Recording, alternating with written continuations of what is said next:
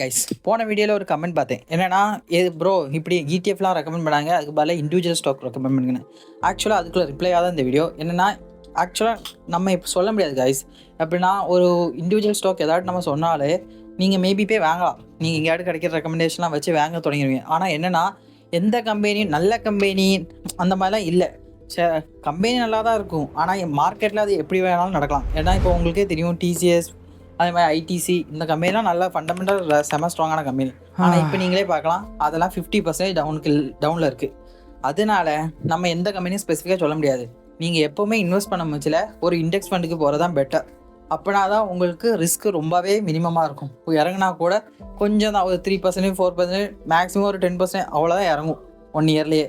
So அது உங்களுக்கு கொஞ்சம் பெட்டராக இருக்கும்.